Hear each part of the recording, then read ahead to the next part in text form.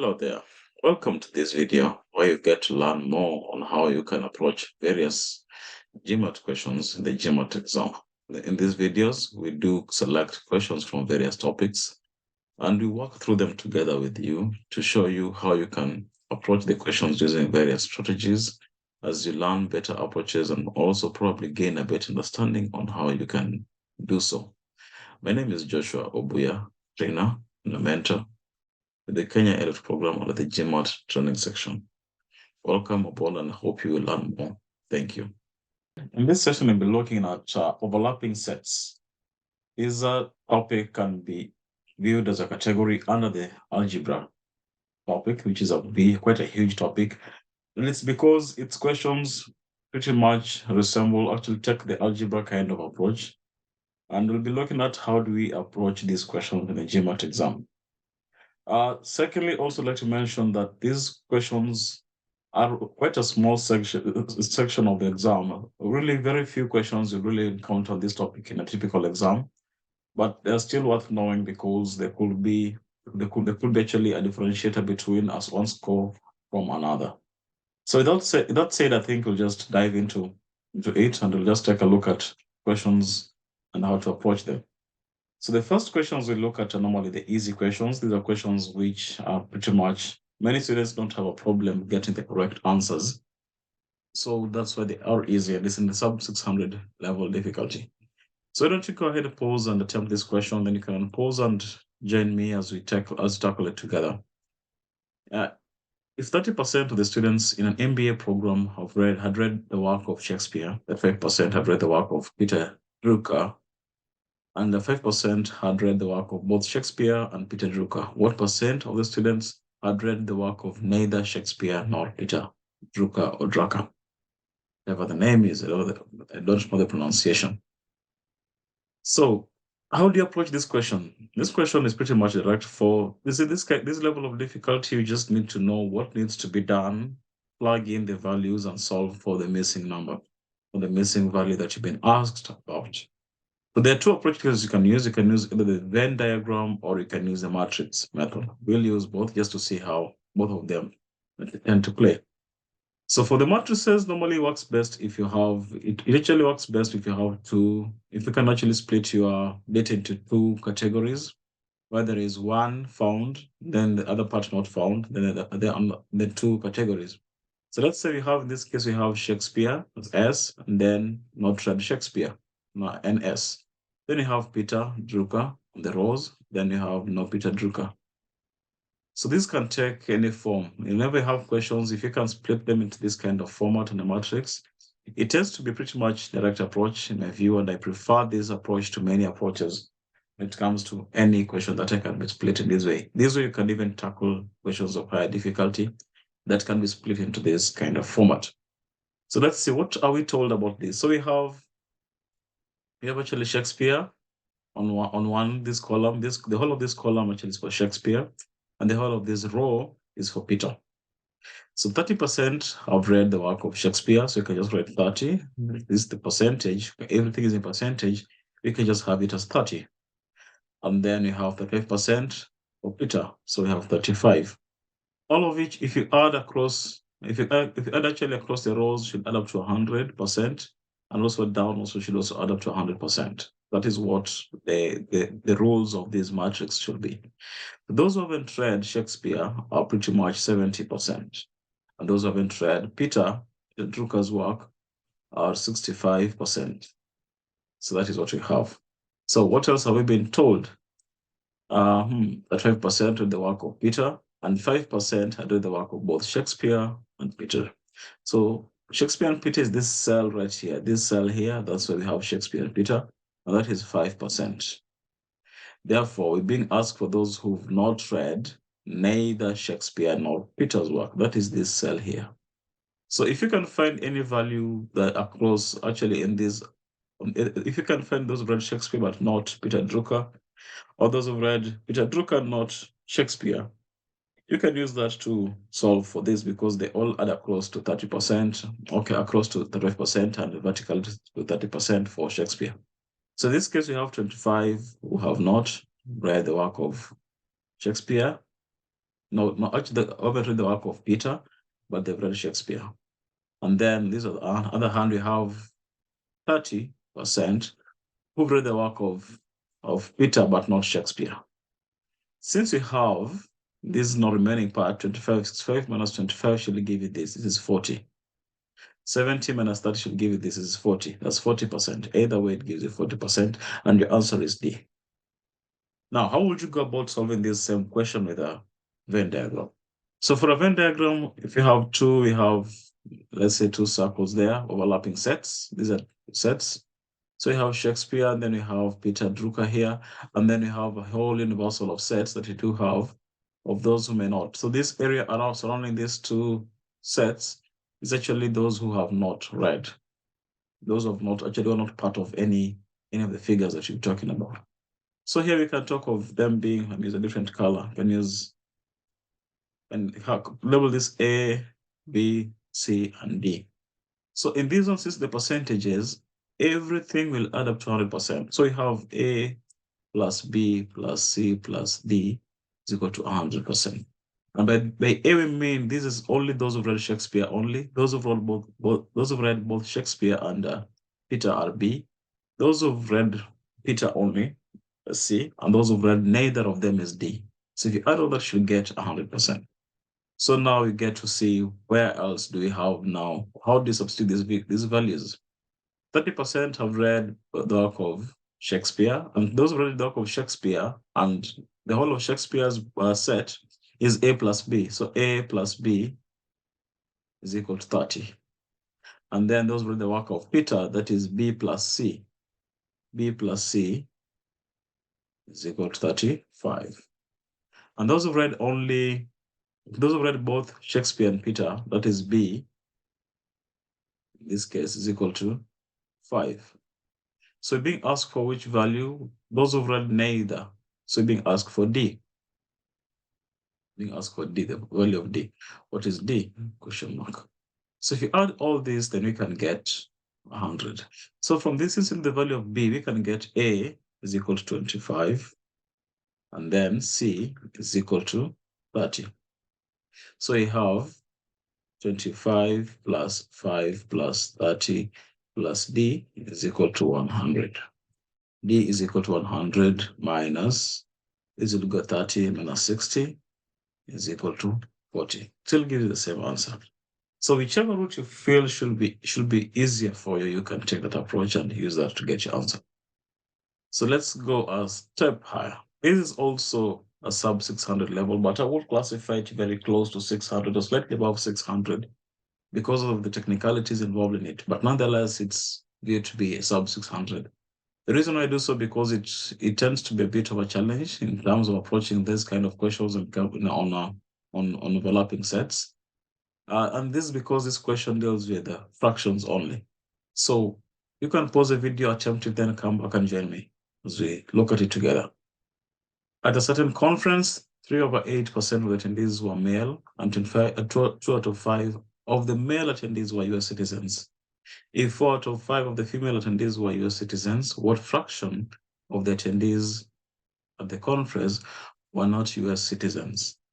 So fractions, these are number properties aspect. Then I do have the overlapping sets aspect, and maybe also a bit of algebra if you may need to put in to be able to address this question. So for such a question, it's a bit difficult to use the Venn diagrams. Let's try and see. If you have a Venn diagram of overlapping sets, how would you put this as? Maybe we have now US citizens, non-US citizens. We can't have a body where there is an overlap in between here. So if you actually represent it, they need to be separate because you cannot have somebody being male and female at the same time. Neither can you have somebody being a US citizen and a non-US citizen at the same time. So they won't be overlapping, they'll be more or less separate. So this is not the best approach to represent it, but this one. But nonetheless, this one also becomes a bit difficult to compute with, and it will also tend to violate the rules of logic which you may want to apply. So it will be a bit difficult. So how do you approach this question? If they're all fractions and dealing with the overlapping sets, it is easiest to get values which you can work with. For instance, let's get down, let's say attendees. So 3 out of 8 are male. And then 2 out of 5 of the male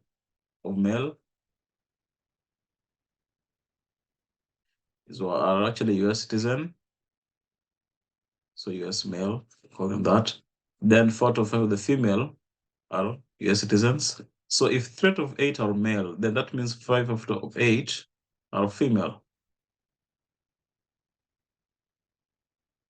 And then from these one, we have 4 out of 5 are US citizens, and actually now the remaining amount, which will be 1 out of 5 non-US.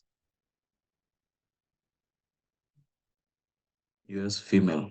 Let me just put as that as the US female. That's what we can have. And then this one can have 3 out of 5 of male, non-US male. That's what you have. So how do you convert these into values? As it is, it's a bit, it could easily go wrong with fractions where you actually have to multiply and then divide something and so on and so forth. It is better if you can find numbers that you can work with. And in this case, I would recommend you go with an LCM of all these numbers. So you have 8 at the denominator, 5, and then 5, 5, and 8.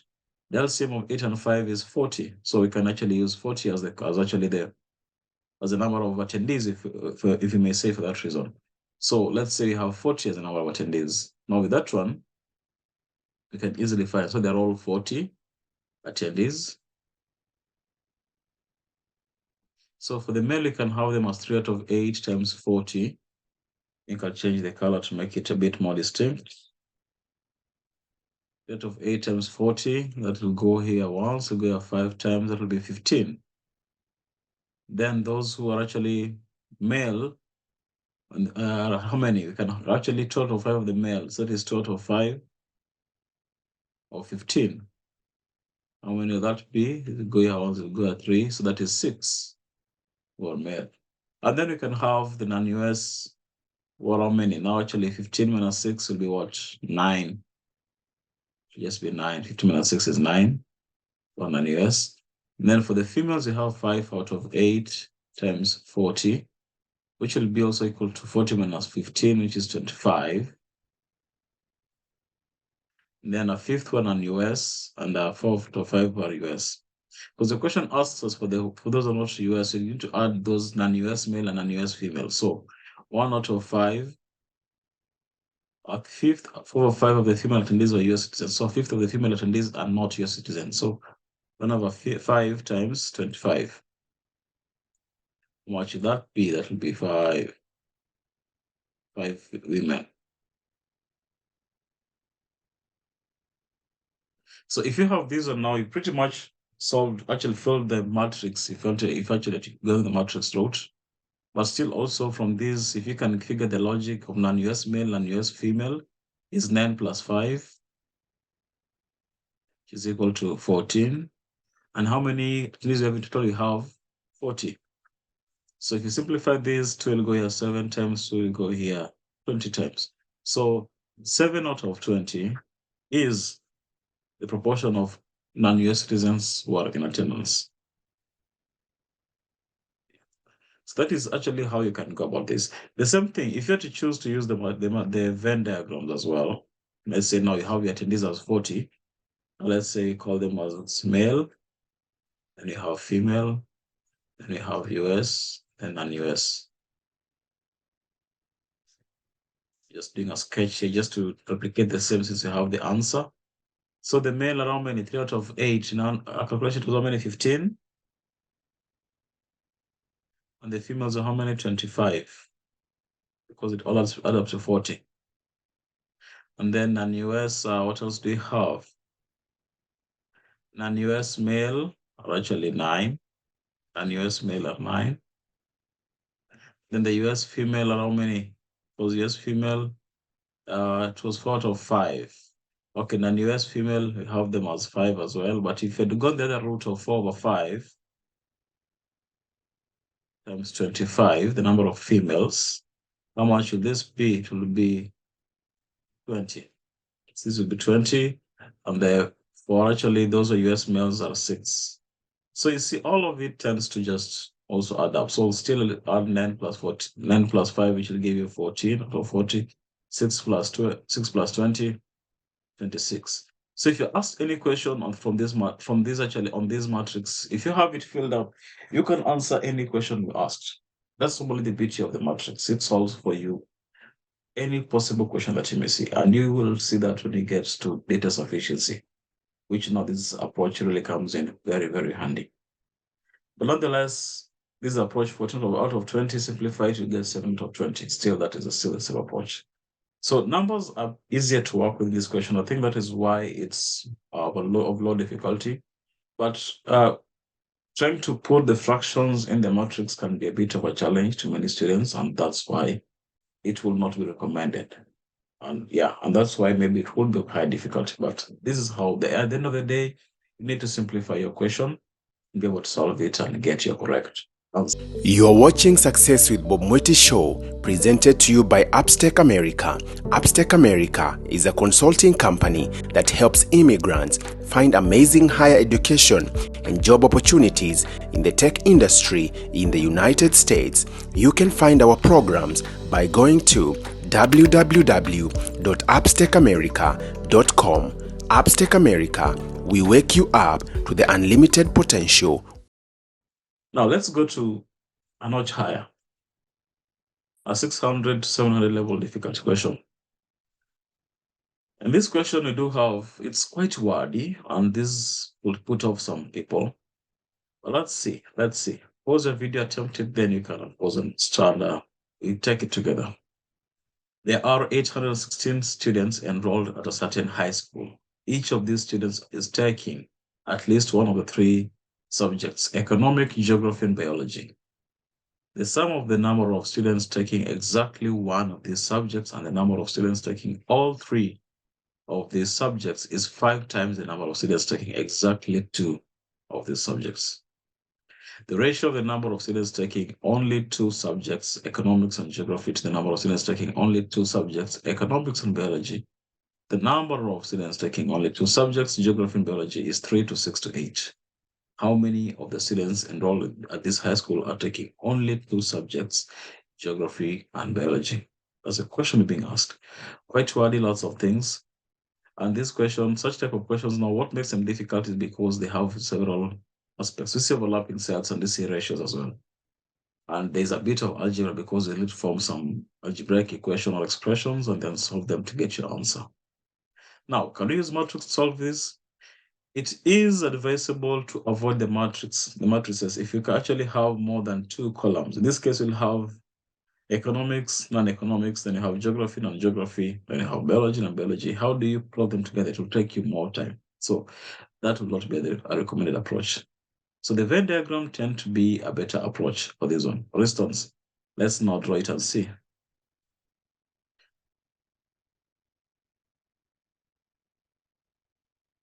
So we have 816 students, and each of these, so those who are not taking it is actually 0. So you can have this the value of the outside body. Each time you're drawing a Venn diagram, do not forget the rectangular box or the square box outside this one. So those not taking it of this is 0. So anybody in this high school have to be taking a course. So one can be economics, then one can be geography, then there can be biology. So since actually we don't have specific numbers given apart from the 816 as the total number of students that we have, it will be advisable now to actually form an algebraic expression, remove the clutter from it. Once you remove the clutter, then now you can go ahead and solve for what you've been asked for. So let's now go through this question word by line and fill in what you know. The first thing you're saying is that in a set like this, you have those that overlapping that all three, this region here, 2, we have those 2, 3, 1, 2, 3 for the 2 regions, then each independent one. So you can actually label them as best as you can.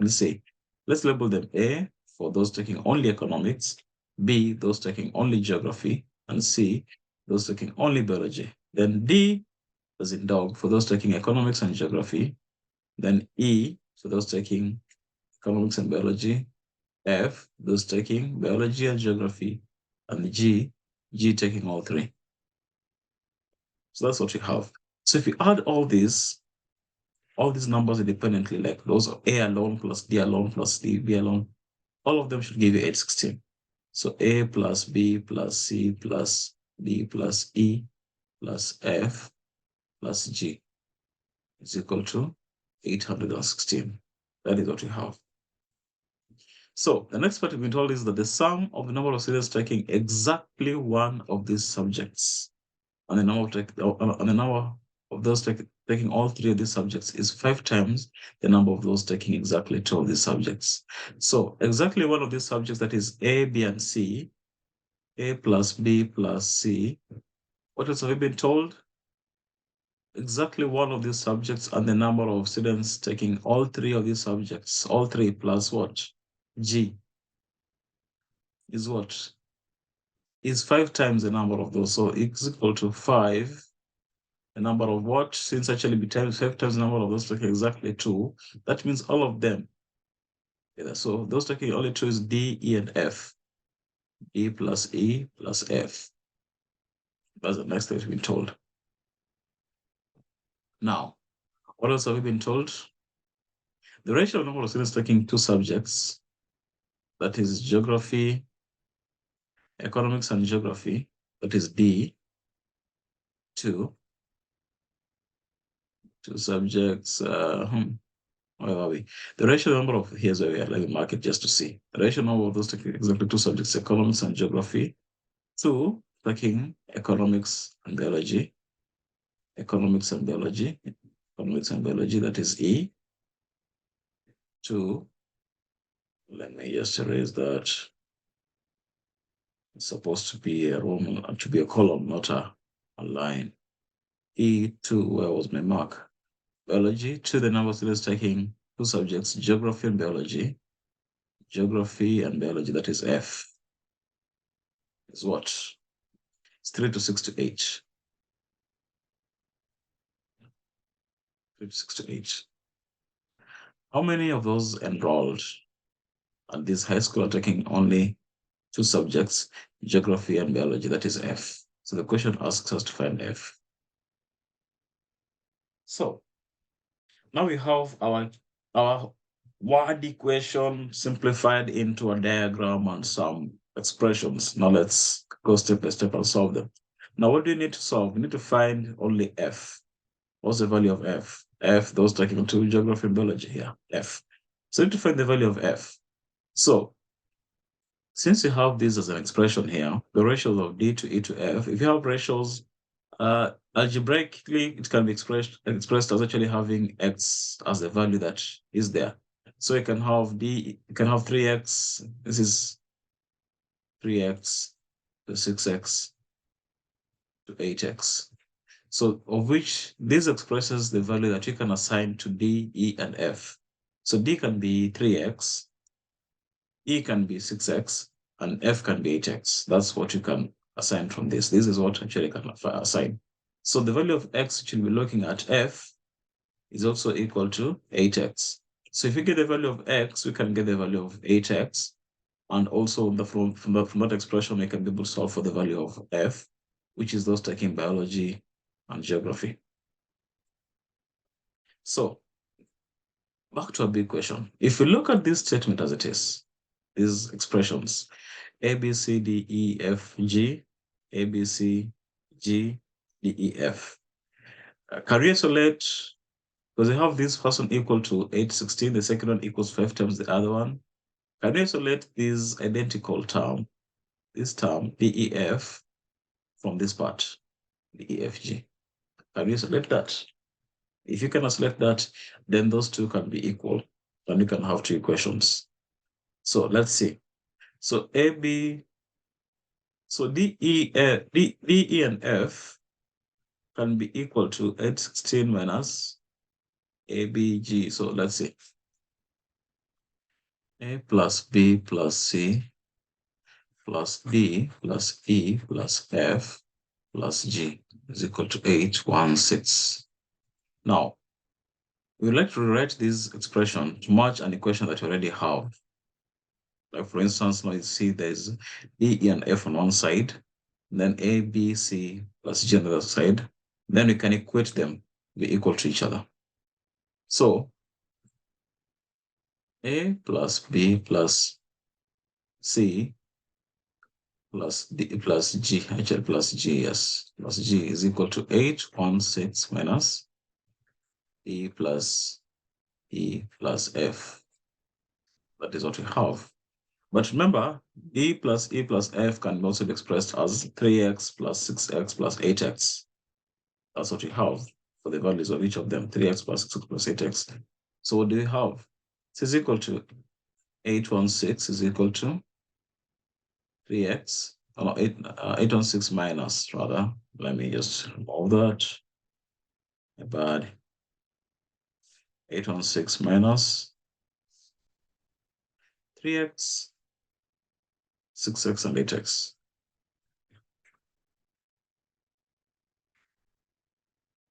That is what we have.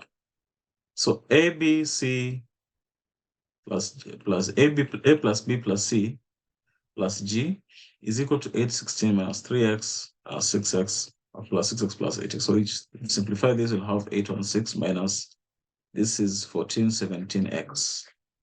But remember also this expression that you have on the left hand, that I have on the right hand side, or on the left hand side, is equal what we had been told earlier, 5 times of that. So we can replace this A plus B plus C plus G with 5 into D plus E plus F. So what will it be? So you'll have 5 into 17x is equal to 816 minus 17x, because D plus E plus F is equal to 17x, and all this is 5 times that. So 5 times 17x, that is 85x, is equal to 816 minus 17x. So 85x, eventually we collect them together, we have to set 17 to the left-hand side, we'll have 102x is equal to 816. So what is the value of x? X is equal to 816 divided by 102. Yeah, to divide this now, what's the value of x in this case? If you look at it, you can see that 2 is a multiple of 16 and 1 is a multiple of 8. So does it go 8 times? 2 times 8 is 16. Then 1 times 8 is 8. So I actually go there 8 times once and then 8. So x equals to 8. Therefore, what is the value of f? F is equal to 8x is equal to 8 times 8 is equal to 64. So 64 is the value of f, and f is a correct answer. So that is choice number, choice C. And that is how you go about multiple, actually, if you have more than 2, many times the GMAT exam, they'll actually present you up to 3 different groups. They may not go beyond 3. In various circumstances, will they go beyond 3?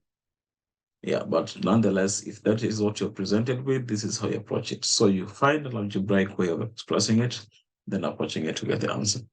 So thank you for attending this. If you found this helpful, share it with your friends. Until next time, thank you and bye-bye.